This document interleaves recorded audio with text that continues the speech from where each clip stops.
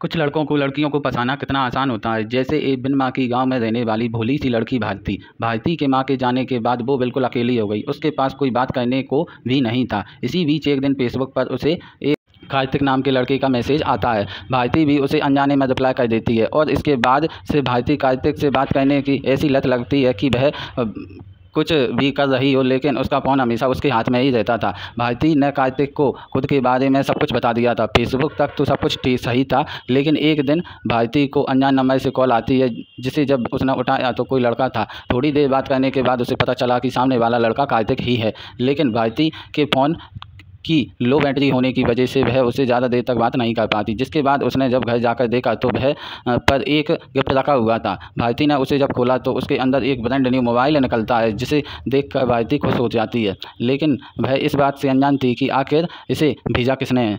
तभी उस फ़ोन पर एक कॉल आती है। तब भारती को पता चलता है कि यह गिफ्ट उसे कार्तिक ने ही दिया है। भारती उसे काफ़ी कुछ सुनाती है कि इतना महंगा फ़ोन देने की क्या ज़रूरत थी। तब कार्तिक उसे बोलता है कि मैं तुमसे बहुत प्यार करता हूँ भारती, जिससे भारती थोड़ी देर चुप हो जाती है, लेकिन जब वो बोली तो उसका जवाब भी आई लव यू टू ही था। और इसके बाद से भारती की खुशी का ठिकाना ही नहीं रहा। इसके बाद से भारती अब हर टाइम उससे फ़ोन पर ही बातें करती रहती थी। इससे अब वह उसके इतने नज़दीक आ गई थी कि उसे अपनी फ़ोटोज़ भी भेजने लगी थी।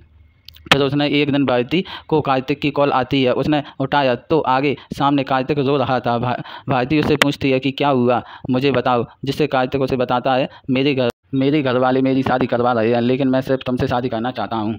और भारती को बोलता है तुम आज शहर आ जाओ, कल हम कोर्ट मैरिज कर लेंगे। जिससे भारती थोड़ा सोचने के लिए उससे टाइम मांगती है। थोड़ा सोचकर वो इसके लिए मान जाती है। कार्तिक से पूछती है बोलो मुझे अब क्या करना है। कार्तिक उसे बोलता है कि मैं तुम्हारी बस की टिकट बुक करवा दूंगा, तुम आज रात गाँव से उस बस में आ जाना। उसके बाद भारती अपनी पैकिंग करने लगती है। इसी बीच उसकी माँ की तस्वीर नीचे गिरती है, मानो वह भारती से शहर जाने से रोक रही हो, लेकिन भारती उस पर ज़्यादा ध्यान नहीं देती और उसे उठाकर वापस अपने बैग में डाल लेती है। भारती रात को जब अपने गांव से बस पकड़कर कार्तिक से उतरने की जगह पूछकर सुबह शहर पहुंच जाती है।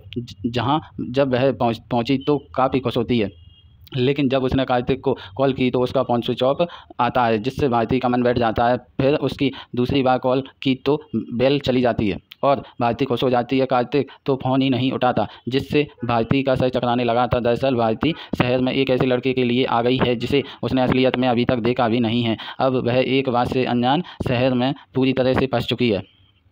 लेकिन तभी उसे उस कार्तिक नाम के लड़के की कॉल आ जाती है, जिससे भारती का रोता हुआ चेहरा फिर से खुश हो जाता है। कार्तिक भारती को बोलता है कि मैं तुम्हें लेने नहीं आ पाऊँगा, मैं तुम्हें फ़ोन पर ही रास्ता बताऊँगा, क्योंकि मैं अपनी शादी के काम से कोर्ट में आया हूँ। फिर भारती उसी रास्ते पर चलने लगती है जिसे कार्तिक ने उसे फ़ोन पर बताया जा रहा था। अनजाने शहर में बस कार्तिक के भरोसे ही चली हुई थी। कॉल पर बात करते करते कार्तिक भारती को रिक्शा वाले के पास पहुँचा देता है और उसे एक जगह का नाम बताकर वहाँ आने की बोलता है। भारती भी वही सब कर रही थी जो कार्तिक उसे कॉल पर बता रहा था। फिर जब भारती उस रिक्शा से उतरती है तो कार्तिक उसे फिर से वहाँ से रिक्शा पकड़ने को बोलता है। फिर भारती रिक्शा वालों को कार्तिक की बताई जगह पर चलने की बोलती है, तो रिक्शा वाले चौंक जाते हैं। ऑटो वाले कहने लगते हैं कि वह जगह बहुत खतरनाक है, हम वहाँ नहीं जाएंगे। लेकिन भारती के इतने ज़्यादा कहने पर एक ऑटो वाला 500 रुपये रेट बताकर वहाँ पर चलने के लिए तैयार हो जाता है। ऑटो में वो आदमी भारती को बुरी नज़रों से देखे जा रहा था। यह सब भारती को भी पता चल रहा था, लेकिन वह सब कुछ अनजान अनदेखा करती है। जिसके बाद वो कार्तिक की बताई जगह पर पहुंच जाती है, जहां ऑटो वाला उसे देखकर बोल रहा था पता नहीं आज किसके भाग खुलने वाले हैं।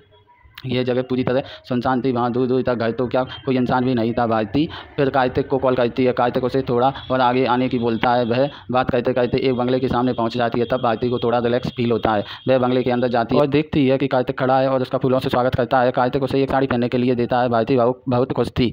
फिर भारती और कार्तिक दोनों एक दूसरे के इतने करीब आ जाते हैं कि सारी हदें तोड़ देते हैं और सुहागरात बना लेते हैं शादी से ही पहले।